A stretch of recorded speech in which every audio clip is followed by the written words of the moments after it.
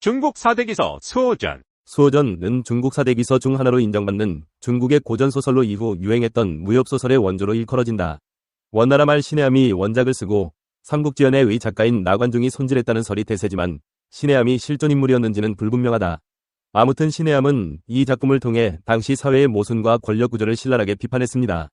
그러나 이 작품은 단순히 저항의 상징에 그치지 않고 인간의 복잡한 감정과 관계를 정교하게 그려내며 마치 오늘날에도 적용할 수 있는 삶의 지혜와 교훈을 전해줍니다. 국내에는 흔히 삼국지, 소환지 등과 묶으려고 그랬는지 수호지라고 부르는 경우가 많은데 이 소설의 제목은 수호지가 아니라 수호전이다.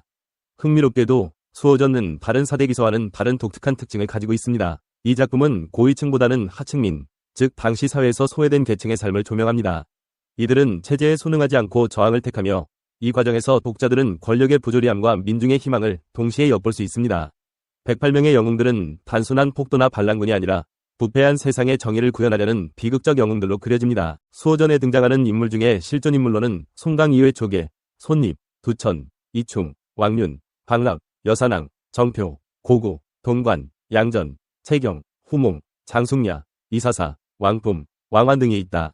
즉 송나라와 금나라의 전쟁으로 혼란스럽던 시기 수많은 도적대들이 창궐하였고 그들 중 조정에 귀순한 송강의 패거리를 주축으로 삼아 당시 유명한 도적들의 일화를 양산박 108호걸이라는 이름으로 집대성한 올스타 개념의 작품이라고도 할 수 있다. 작중 양산박 호걸 108명은 모두 위형제를 맺어 서로를 호영호제한다. 그리고 작중 등장하는 양산박의 주요 이념은 채천행도, 충해상전이다. 즉 하늘을 대신하여 도를 행하며 충과 위가 모두 온전하다 라는 뜻으로 부패한 북송 조정을 개혁하고 어려운 백성을 구휼하고자 한다. 수호전은 중국 송나라 시대를 배경으로 한 고전소설로 의족들의 이야기를 다루고 있습니다. 이 작품은 108명의 호걸들이 양산박에 모여 정의를 실현하고 부패한 관료와 악인들에 맞서 싸우는 내용을 담고 있습니다. 수호전은 중국 민중의 저항 정신을 대변하며 다채로운 캐릭터와 흥미진진한 이야기 전개로 독자들에게 큰 인기를 끌었습니다. 여기서는 수호전의 주요 내용과 주제, 그리고 이 작품이 후대 문학과 예술에 미친 영향을 다루고자 합니다. 수호전의 배경은 북송 말기의 사회적 혼란기입니다. 이 시기 중국은 정치적 부패와 사회적 불안이 극심했습니다. 이러한 시대적 배경은 의적들이 등장하게 된 배경을 설명하는 중요한 요소입니다. 양산박은 실제로 존재했던 산적들의 소굴로 수많은 의적들이 모여들어 자신들만의 공동체를 이루었습니다. 수호전에는 각기 다른 배경과 사연을 가진 108명의 호걸들이 등장합니다.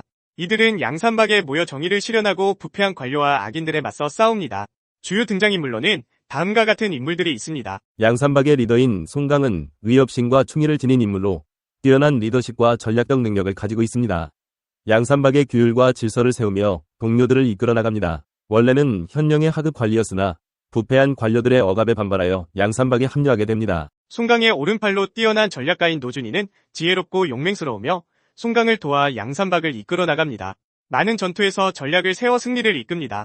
원래는 부유한 상인이었으나 부패한 권력의 희생양이 되어 양산박에 합류하게 됩니다. 별명이 흑선풍으로 양산박의 무장인 이규는 무예에 뛰어나고 의협심이 강합니다. 다소 급하고 직설적인 성격이지만 양산박의 전투에서 큰 역할을 합니다. 가난한 집안 출신으로 억울하게 살인 혐의를 받고 도망치다가 양산박에 합류하게 됩니다. 양산박의 무장인 무송은 엄청난 무예 실력과 힘을 가지고 있으며 형제애와 의리를 중요시합니다. 자신의 형을 죽인 장모와 그 일당을 처단한 일화가 유명합니다. 형의 죽음에 대한 복수를 위해 떠돌아다니다가 양산박에 합류하게 됩니다. 별명이 표자도로 양산박의 무장인 임충은 무술교사 출신으로 뛰어난 무예 실력을 가지고 있습니다. 온화하고 침착한 성격이지만 부패한 권력에 대한 분노를 가지고 있습니다. 부패한 관료의 음모에 빠져 가족과 헤어지고 도망치다가 양산박에 합류하게 됩니다. 양산박의 여성 무장인 호삼랑은 무예에 뛰어난 여성 호걸로 용맹스럽고 지혜롭습니다. 양산박의 남성들 사이에서도 당당히 자신의 역할을 해냅니다. 원래는 적군의 딸이었으나 양산박에 투항하여 중요한 전투에서 활약하게 됩니다. 별명이 대사공으로 양산박의 지략가인 초목은 뛰어난 지략과 계략을 가지고 있으며 많은 전투에서 중요한 역할을 합니다. 전략적 사고가 뛰어나고 양산박의 승리를 이끄는데 큰 공헌을 합니다. 부패한 관료들에 의해 억울한 누명을 쓰고 양산박에 합류하게 됩니다. 양산박의 무장인 시진은 몸에 9개의 용문신이 있으며 무예에 뛰어납니다. 용맹스럽고 충성스러운 성격으로 양산박의 중요한 전투에서 활약합니다. 원래는 귀족 출신이었으나 집안의 몰락으로 인해 양산박에 합류하게 됩니다. 별명이 소위광인 화영은 양산박의 궁수로 뛰어난 활솜씨를 자랑하며 양산박의 전투에서 원거리 공격을 담당합니다. 충성심이 강하고 송강을 존경합니다. 부패한 관료들의 억압을 피해 양산박에 합류하게 됩니다. 별명이 화선으로 양산박의 무장인 루지선은 원래는 스님이었으나 폭력적인 성격과 무예 실력으로 인해 양산박에 합류하게 됩니다.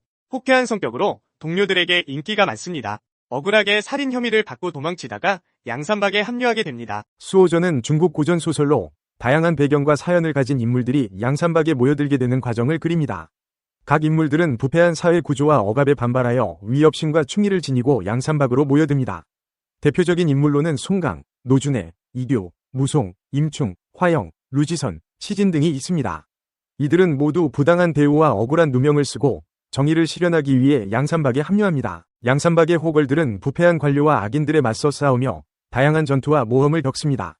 이 과정에서 그들의 위협심과 충의가 돋보입니다. 양산박의 호걸들은 송나라 정부의 관군과 여러 차례 전투를 벌입니다. 이들은 뛰어난 전략과 용맹으로 관군을 물리치며 양산박의 명성을 드높입니다. 양산박의 호걸들은 부패한 관료들을 처단하며 민중의 억울함을 풀어줍니다. 이 과정에서 많은 모험과 희생이 따르지만 이들은 끝까지 정의를 실현하고자 합니다. 양산박은 단순한 산적 집단이 아니라 엄격한 규율과 질서를 가지고 있습니다. 송강과 그의 동료들은 양산박의 질서를 세우고 서로를 존중하며 공동체를 이끌어 나갑니다.